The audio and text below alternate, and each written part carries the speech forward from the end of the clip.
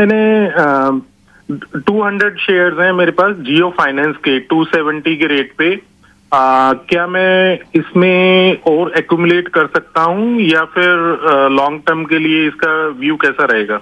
जी बिल्कुल। तो long term के व्यू के देखते हुए जियो फाइनेंस पे जो है नज़र रखेंगे। आपका बाइंग प्राइस जो है 270 का है, थोड़ी सी लॉस पे, माइनर लॉसेस पे बैठे हैं। और अब हाल ही में जो है न्यूज़ फ्लो भी आया था कि जो एक सेपरेट ब्रोकिंग आर्म आ रहा है, जो जेवी बन रही है ब्लैक रॉक के साथ। और कल ओवरनाइट रिजल्ट्स भी थे जहां पे उन्होंने कहा कि 117 करोड़ का टोटल फंड इन्फ्यूजन भी होगा। रिसेंट रिजल्ट्स भी थे, लार्जली इनलाइन थे, लेकिन बिजनेस धीरे धीरे आ रहा है।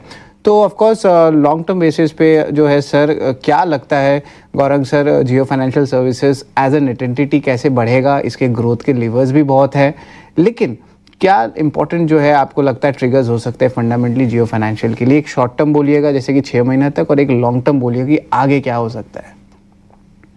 देखिए, लॉन्ग टर्म की परिभाषा होती है साल, 1.5 साल, 2 साल या उससे ज्यादा।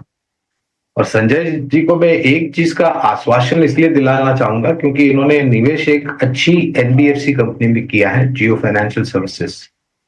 इतिहास हमें सबको पता है, कुछ समय पहले जब इसका विभाजन हुआ था कंपनी में से, और एक स्पेशल सत्र रखा था मूल्यांकन निर्धारित करने के लिए।